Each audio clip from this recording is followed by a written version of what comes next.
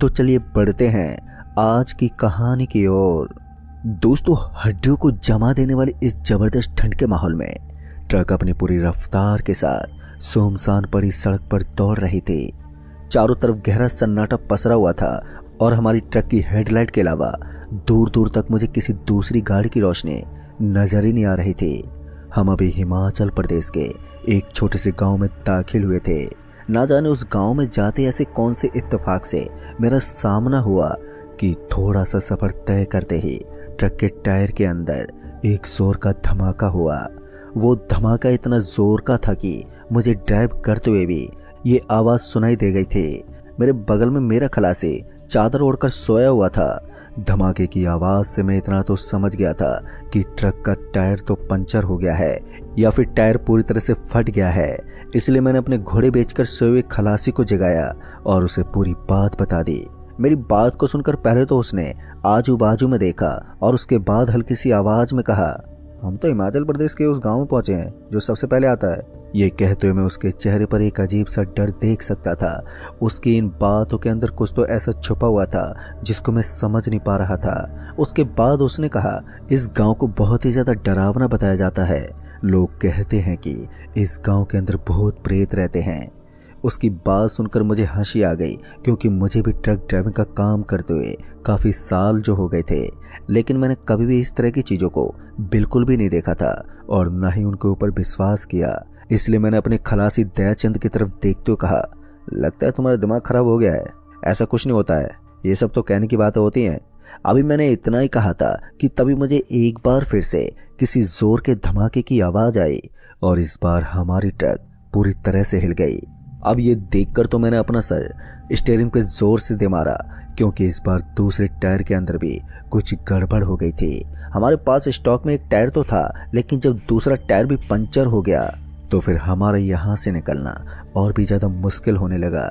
खैर, अभी तक तो मैं ट्रक से नीचे उतरकर ये भी नहीं देख पाया था कि आखिर ट्रक के अंदर हुआ क्या था। उसके बाद मैं जैसे ही ट्रक से नीचे उतरा तो मैंने पाया कि ट्रक के दोनों टायर पूरी तरह से खराब हो चुके हैं। दोनों की ट्यूब फटकर बाहर निकल गई थी। अब ये नज़ारा देखकर तो मेरा दिमाग चकरा गया। उसके बाद का एक और दृश्य जब मैंने देखा तो मेरे रोंगटे खड़े हो गए, क्योंकि मैंने देखा कि मेरी ट्रक के टायर खून से लाल हो चुके थे। ऐसा लग रहा था जैसे कि मेरी ट्रक ने किसी को कुचल दिया था, मगर पूरे रास्ते में मुझे कोई इंसान तक नजर नहीं आया था। फिर ये कैसे मुमकिन था? मैं उसे बड़े ही गौर से देख रहा था और देखने में तो ऐसा ही लग रहा था कि वो ताज़ा खून था। मुझे लगा कि कोई बड़ा जानवर ट्रक के नीचे आ जाए तो भी ऐसा होना लाजमी है। बहुत देर तक सोचने के बाद मैंने सोचा कि मुझे जल्दी से जल्दी यहाँ से निकलना चाहिए, क्योंकि मुझे यहाँ पर कुछ ठीक नहीं लग रहा था। पहले तो मैंने अपना एक टायर चेंज कर लिया, लेकिन जब दूसरे टायर की बारी आई तो मैंने देखा कि स्टॉक में सिर्फ एक ही टायर रखा हुआ था और दूसरा टायर लाने के लिए मुझे यहाँ से करीब 3 किलोमीटर दूर पैदल जाना था। ऊपर से ये जोरदार सन्नाटा मेरे मन में एक अजीब सा डर पैदा कर रहा था। उसके बाद मैंने अपने खलासी को कहा, अभी हम दोनों को चलकर जल्दी से एक दूसरा टायर लेकर आना चाहिए।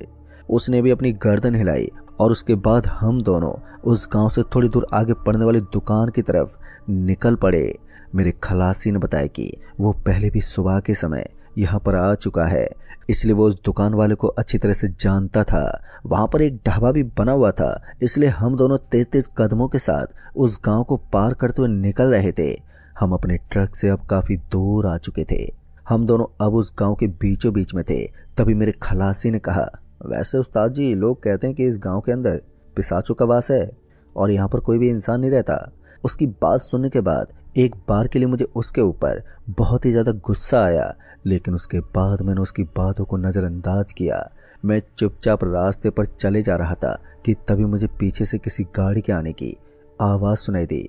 आवाज़ को सुनते ही जब मैंने पीछे मुड़कर देखा तो पीछे का नज़ारा देखकर मैं हैरान था, क्योंकि अभी अभी मुझे किसी गाड़ी के चलने की आवाज़ आई थी, लेकिन अब मुझे वहाँ पर कोई भी गाड़ी नज़र ही नहीं आ रही थी। मैंने एक लंबी सांस ली और उसके बाद जैसे ही वापस से सामने की तरफ पलटा तो मैंने देखा कि अब मेरा खलासी दयाचंद कहीं भी नज़र नहीं आ रहा था। उस रास्ते में दूर दूर तक उसका कोई भी नामो निशान नहीं था। दोस्तों, ये सब देखकर तो मेरी बॉडी में एक बार के लिए सनसनी सी मच गई। मैंने 3-4 बार अपने आजू बाजू में देखने की कोशिश की, मगर वो कहीं भी मुझे दिखाई नहीं दिया। और तभी एक जोरदार चीख ने मेरे पूरे शरीर को हिलाकर रख दिया। ये चीख किसी और की नहीं बल्कि मेरे ही खलासी दयाचंद की थी। अपने खलासी की उस आवाज़ से मैं डर गया था। फिर उसके बाद ये आवाज़ मुझे जिस तरफ से आ रही थी, मैंने उसी तरफ भागना शुरू कर दिया। एक लंबी दौड़ लगाने के बाद मैं एक सुनसान भवन के पास पहुंचा। वहां पर मुझे दूर दूर तक कोई भी नजर नहीं आ रहा था, लेकिन मुझे अपने खलासी की आवाज़ तो यहीं से सुनाई दी थी। मैंने बहुत बार उसे आवाज़ भी लगाई, लेकिन सामने से उसका कोई जवाब ही नहीं आया। मेरी हालत कुछ इस कदर बिगड़ गई थी कि मैं अपना सर पकड़कर एक बार के लिए वहीं पर बैठ गया। जब मुझे लगा कि अब मैं उसे नहीं ढूंढ पाऊंगा, तभी मुझे फिर से उसके चिल्लाने की आवाज़ सुनाई दी। अब ये आवाज़ उस भवन के थोड़े आगे से आ रही थी। मैंने आओ देखा न ताओ और झट से उस भवन से आगे निकला और थोड़ा आगे पहुंचा तो मैंने पाया कि वहां पर पटरी बनी हुई थी। दिखने में वो कोई पुराना सा रेलवे स्टेशन लग रहा था।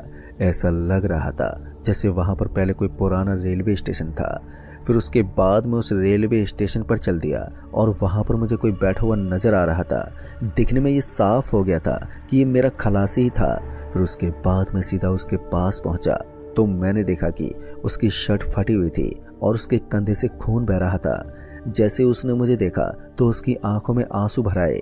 वो उठने की कोशिश कर रहा था, लेकिन वो उठ नहीं पा रहा था। फिर मैंने उसको हाथ लगाया और जैसे मेरा हाथ उसके हाथ से टकराया तो मुझे एक बहुत ही जोरदार करंट का झटका महसूस हुआ। वो जोरदार करंट का झटका लगते ही मुझे ऐसा महसूस हुआ जैसे कि मैं आसमान से नीचे गिर रहा हूँ, और एक पल के लिए मेरी आंखें बंद हो गई। फिर जैसी मेरी आंखें खुली तो मैंने देखा कि इस बार मैं ट्रेन की एक बोगी में बैठा हुआ था और ट्रेन रफ्तार से चल रही थी। मेरा खलासी भी मेरे बगल में ही बैठा हुआ था और उसका चेहरा देखकर ही पता लगाना बेहद ही आसान था कि वो काफ़ी घबराया हुआ था। मैंने अपने खलासी से कहा, ये सब क्या चल रहा है और मैं यहाँ कैसे पहुँचा? तो उसने बताया कि हम जिस भवन के पास आए थे उस भवन से सीधा इस बोगी के अंदर पहुँच गए, क्योंकि वहाँ की काली शक्ति अपने मायाजाल में फंसाकर हमें दूसरी दुनिया में धकेल देती है। और ऐसा ही कुछ हमारे साथ भी हुआ। दोस्तों, अब हमें किसी भी तरह से इसी ट्रेन की बोगी से निकलकर वापस से उस स्टेशन पर जाना होगा, जहां तक जाने के लिए हमें बहुत ही कठिन सफर तय करना होगा। एक मुसीबत टली नहीं थी कि दूसरी मुसीबत हमारे ऊपर बाधा बनकर खड़ी हो गई थी। मुझे तो समझ में नहीं आ रहा था कि आखिर मुझे क्या करना चाहिए। तभी मैंने देखा कि ट्रेन के अंदर एक आदमी दाखिल हुआ और वो आदमी बिना हमारी तरफ देखे ही हमारे बगल वाली सीट पर जाकर बैठ गया। उस आदमी का ये नेचर मुझे काफ़ी अजीब लग रहा था, क्योंकि या तो वो हमें देखना नहीं चाहता था या फिर हम दोनों उसको दिखाई नहीं दे रहे थे। मेरा खलासी भी बिल्कुल मेरी तरह हैरान था। वो हमारे बगल वाली सीट पर बैठकर कुछ पढ़ने लगा, लेकिन तभी मेरी नज़र उस आदमी के लंबे लंबे नाखूनों पर पड़ी। उनको देखते मैं तो हक्का बक्का रह गया। दरअसल मैंने देखा कि उस आदमी के नाखून खून से सने हुए थे। इतना सब देखकर मैं समझ गया कि ये कोई नॉर्मल इंसान नहीं, बल्कि ये भूतों की बस्ती का ही कोई आदमी है। एक दो बार उसकी तरफ देखने के बाद मैंने अपनी नज़र उसके ऊपर से हटाने ठीक समझा। तभी ट्रेन को एक जोरदार का झटका लगा। झटका लगने की वजह से हम दोनों सीधे सामने वाले पाइप से टकरा गए और उसके साथ ही ट्रेन एकदम से रुक गई। ट्रेन के रुकते वो आदमी नीचे उतर गया और उस आदमी के साथ साथ मैं भी ट्रेन से नीचे उतरा। लेकिन जैसे मैं नीचे उतरा तो मैं न पाया कि नीचे की तरफ मुझे एक बहुत ही वीरान सा स्टेशन दिखाई दे रहा था। उस स्टेशन के ऊपर मुझे कुछ इक्के दुक्के लोग नजर आ रहे थे, लेकिन तभी मेरी नज़र एक मूंगफली वाले पर पड़ी। उस मूंगफली वाले को देखते ही मेरे मन में उम्मीद का एक दिया जलने लगा। मैं जल्दी से उसके पास गया और बोला, भाई साहब, हम दोनों को यहाँ से निकाल दो। जैसे ही उसने हमारा चेहरा देखा तो फिर वो हमसे नज़र हटाकर दूसरी दिशा में चला गया। मुझे समझ में नहीं आ रहा था कि ये लोग हमारे साथ इस तरह का बर्ताव क्यों कर रहे थे, मगर वो कहते हैं ना, जहाँ अंधेरा होता है वहाँ रोशनी भी अपना रूप दिखाई देती है। जैसे कि मैं और मेरा खलासी उस भूतिया रेलवे स्टेशन पर इधर उधर घूम रहे थे कि तभी हम दोनों को पीछे से एक आवाज़ आई, बेटा, यहाँ से बचकर भागना इतना आसान नहीं है। अगर यहाँ से जिंदा जाना है तो जैसा मैं कहता हूँ वैसा करना होगा। फिर जैसे हम दोनों ने पीछे पलटकर देखा तो हमने पाया कि हमें पीछे की तरफ एक बहुत ही बूढ़ा आदमी नजर आ रहा था। उसकी उम्र 80 साल के लगभग की थी। उसके चेहरे पर झुर्रियाँ पड़ी हुई थी और उसके हाथ में एक लकड़ी थी। चलने फिरने में भी उसको काफी दिक्कत पेश आ रही थी। उस आदमी ने हमें इतना आश्वासन दिया तो मैं उस आदमी के पास गया और बोला, लेकिन बाबा आप हमें यहाँ से कैसे निकालोगे? आप तो खुद इस दुनिया के एक हिस्सा हो। ये सुनते ही उसने कहा, मैं भी तुम लोगों की तरह यहाँ पर इसी तरह फंसा था और मेरी मदद करने वाला उस वक्त यहाँ पर कोई नहीं था, जिस वजह से मैंने इस दुनिया में ही दम तोड़ दिया और आज मैं इस दुनिया का एक शैतान बनकर घूमता हूँ। जैसे मुझे एहसास हुआ कि मैं एक शैतान के सामने खड़ा हूँ तो मेरी बॉडी में दौड़ता हुआ खून मानो एक बार के लिए जम सा गया। फिर उसके बाद मैंने थोड़ी हिम्मत जुटाई और कहा, तो क्या आप हमें बता सकते हैं कि हम दोनों यहाँ से जिंदा बचकर कैसे निकले? तो उस आदमी ने बताया कि सबसे पहले तुम लोगों को इस जगह पर किसी से भी ये नहीं पूछना है कि तुम दोनों यहाँ से बचकर कैसे निकले। जैसा कि तुमने उस मूंगफली वाले से पूछा था, वो तो अच्छा था कि उसने तुम्हारी बातों पर ध्यान नहीं दिया, वरना अब तक तुम दोनों लाश बन चुके होते। तुम दोनों को यहाँ से आधा किलोमीटर आगे एक बस स्टैंड पर जाना है। वहीं से एक बस कैपिटल घाट के करीब से गुजरती है, तो तुम दोनों को इसी कैपिटल घाट के बगल में उतर जाना है और वहां से तुम्हें एक गुफा नजर आएगी और उसके अंदर एक रोशनी का एक बड़ा सा दरवाजा नजर आएगा। उसी दरवाजे से होते हुए तुम दोनों को बचकर भागना होगा, पर तुम्हारी एक गलती तुम्हारे शरीर के एक अंग को खराब कर देगी और अगर गलती से भी बस वाले को तुम्हारी हकीकत के बारे में पता चल गया तो फिर वो तुम्हें आग की भट्टी में डाल देंगे। अब ये सुनकर एक बार के लिए हम दोनों बुरी तरह से डर गए थे, लेकिन उसके बाद मैंने सोचा कि अब जो होगा वो देखा जाएगा, हमें तुरंत उस बस स्टैंड के लिए निकलना चाहिए। फिर उसके बाद मैं अपने खलासी दयाचंद के साथ तुरंत ही वहां से निकल पड़ा। हम दोनों अब उस बस स्टैंड की तलाश में थे जिसके बारे में उस आदमी ने हमें बताया था। काफी देर तक ढूंढने के बावजूद भी हमें वो बस स्टैंड नहीं मिल पा रहा था। हमें लगा कि शायद उस आदमी ने हमें पागल बना दिया है और हम गलती में किसी दूसरी जगह पर आ गए हैं। अभी मैं यही सब सोच रहा था कि तभी मेरी नज़र हेडलाइट की रोशनी पर पड़ी तो मैंने देखा कि वहां पर एक बस खड़ी हुई थी। वो बस सफेद रंग की थी जैसा कि उस आदमी ने बताया था। दिखने में वो जगह किसी बस स्टैंड की तरह तो नहीं लग रही थी। वो जगह सड़क से थोड़ी बाएं तरफ सटी हुई थी, जिस वजह से वो हमें इतनी देर तक नजर नहीं आई थी। लेकिन फिर भी जहां पर बस रुकती है तो उसे बस स्टैंड ही कहा जाता है। उस बस को देखकर मेरी आंखें चमक आईं। फिर मैंने दयाचंद को अपने साथ लिया और हम दोनों उस बस की तरफ चल पड़े। अब हम दोनों उस बस के जस्ट सामने पहुंच गए थे। जैसे हम उसके सामने पहुंचे तो हमने देखा कि बस के अंदर मुझे पहले से ही काफी लोग बैठे हुए नजर आ रहे थे। ये बात तो पक्की थी कि बस के अंदर बैठे हुए लोगों में सारे के सारे लोग ही पिशाच थे। डर तो हमें बहुत लग रहा था, लेकिन अपनी जान बचाने का इसके अलावा हमारे पास कोई दूसरा रास्ता भी नहीं था। इसलिए मैं और मेरा खलासी हम दोनों बस के पास पहुंचे तो हमने देखा कि बस के दरवाजे पर हमें कोई भी कंडक्टर वगैरह नजर नहीं आ रहा था। अब हमें किसी खाली सीट का इंतजार था। फिर जैसे हम अंदर पहुंचे तो हमें सामने की तरफ एक खाली पड़ी हुई सीट नजर आने लगी। हमें बस इसी चीज का वेट था। फिर उसके बाद हम दोनों उसी सीट के ऊपर जाकर बैठ गए। हम अपने आजू बाजू में बैठे हुए लोगों को देख पा रहे थे और उन सभी की गर्दनें नीचे की तरफ झुकी हुई थी। हमें भी बिल्कुल उसी तरह से बर्ताव करना था, तो मैं भी उन्हीं लोगों की तरह अपनी गर्दन को नीचे झुकाकर बैठ गया। 10 से 15 मिनट तक वेट करने के बाद बस भी खुल गई और बस के खुलते मेरी धड़कनें और भी तेज होने लगी।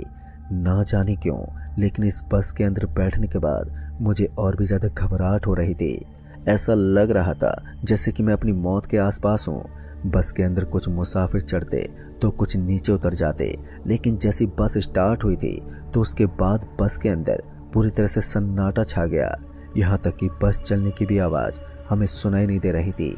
और यहाँ पर इस तरह की हरकतें होना एक आम बात थी, क्योंकि मैं अब एक मायावी दुनिया में था जहाँ पर सभी लोगों का शिकार मैं और मेरा खलासी ही थे। हम दोनों की एक गलती और हमारी लाइफ पूरी तरह से खत्म हो सकती थी। फिर इतने में ही बस का जोरदार झटका लगा। झटका लगने के साथ ही मैंने धीरे से विंडो की तरफ देखा तो मुझे वहां पर कोई भी गुफा जैसी चीज नजर ही नहीं आ रही थी। एक बार को तो मैंने सोचा कि मुझे यहीं पर उतर जाना चाहिए, लेकिन फिर मेरे खलासी ने मुझे रोका और उसने बताया कि अभी इतनी जल्दी वो गुफा नहीं आने वाली। दरअसल उस आदमी ने हमें उसके आसपास की चीजें भी बताई थी और वही देखकर हमें नीचे उतरना था, लेकिन यहाँ उनमें से एक भी चीज नहीं थी। फिर उसके बाद हम दोनों ने फिर से अपनी गर्दन को नीचे झुका लिया। हम नहीं चाहते थे कि हमारे साथ इसी बस के अंदर कुछ गड़बड़ हो जाए। अब हम दोनों शांत रहकर आसपास का माहौल महसूस कर रहे थे। हमें एहसास हुआ कि अब बस फिर से खुल चुकी थी और वो रफ्तार से चलने लगी। पर ताजुब की बात तो ये थी कि हमारी साइड वाली विंडो खुली हुई थी, लेकिन इसके बावजूद भी हमें हवा का वेग महसूस नहीं हो रहा था। रफ्तार से चलती हुई बस ना जाने अब किस जगह पर पहुंची थी। हमें तो इसका एहसास भी नहीं था कि आखिर बस कहाँ आई होगी। तभी हमें एक जोरदार झटका महसूस हुआ।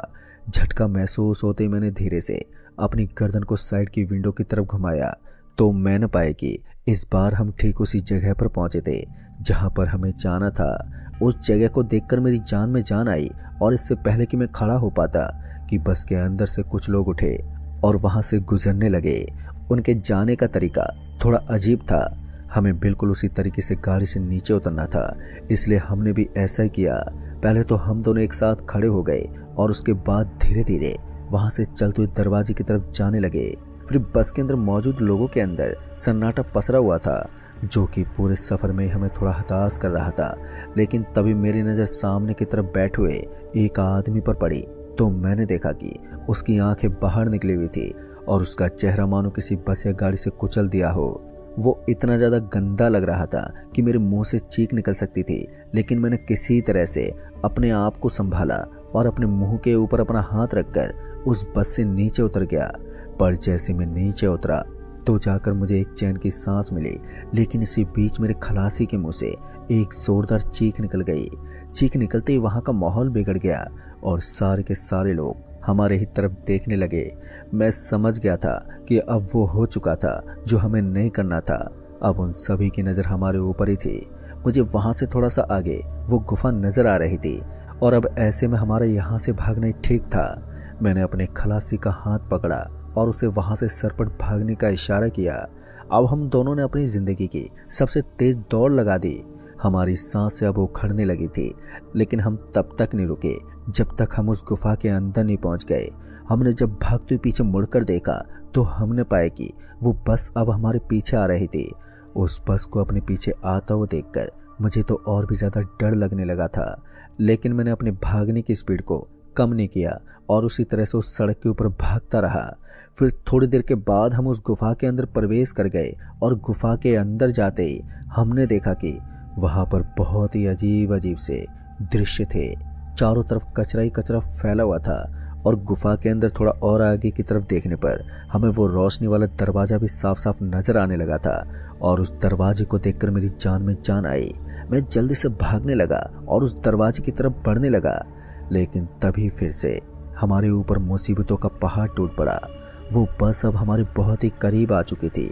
अगर हम जल्दी से जल्दी उस दरवाजे के अंदर प्रवेश नहीं करते तो वो हमें वहीं पर कुचल देती।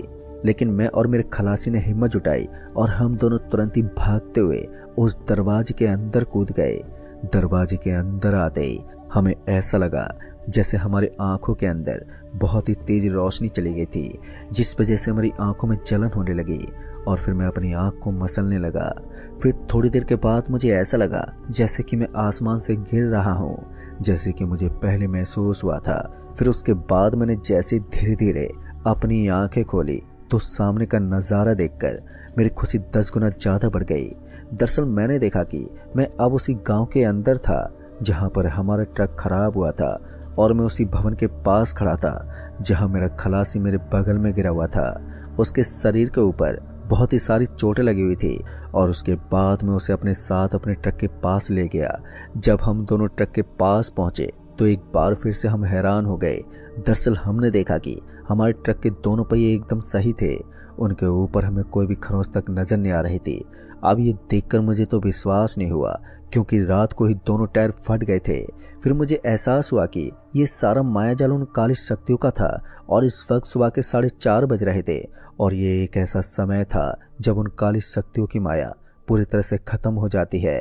फिर उसके बाद हम दोनों ट्रक लेकर वहां से निकले और हम एक ढाबे पर रुके। हमने ढाबे पर रुककर उस ढाबे वाले को पूरी बात बताई और हमारी बात को सुनकर उसने बताया कि उस गांव के अंदर आप जिस स्टेशन पर गए थे वो काफ़ी सालों से बंद हो चुका है। उस रेलवे स्टेशन को बंद करने का कारण यही था कि वहां पर भूत प्रेत रहते हैं। उस ढाबे वाले ने हमें ये भी बताया कि आप जिस दुनिया की बात कर रहे हो वो इस रेलवे स्टेशन का ही एक पार्ट है, जहाँ पर आप माया जाल में फंस जाते हो और उसके बाद आपको ऐसा लगता है कि आप किसी दूसरी दुनिया में चले गए हो। खैर दोस्तों, क्या सच है और क्या झूठ ये तो मुझे नहीं मालूम, लेकिन उस भयानक हादसे के बाद मेरी ज़िंदगी पूरी तरह से बदल गई और अब मैं ट्रक ड्राइविंग का काम नहीं करता हूँ, क्योंकि इस काम में मुझे घुटन सी महसूस होती है। ऐसा लगता है कि कभी भी मेरे साथ इस तरह का हादसा दोबारा घट सकता है। तो दोस्तों, इस कहानी में बस इतना ही। कहानी आपको पसंद आई हो तो वीडियो को लाइक शेयर कमेंट ज़रूर कर दें, और साथ ही चैनल पर अगर नए हैं तो चैनल को भी सब्सक्राइब ज़रूर कर दें। तो मैं आपका दोस्त राजकुमार जल्द ही मिलूंगा ऐसी एक और नई कहानी के साथ। तब तक के लिए बाय एंड टेक केयर।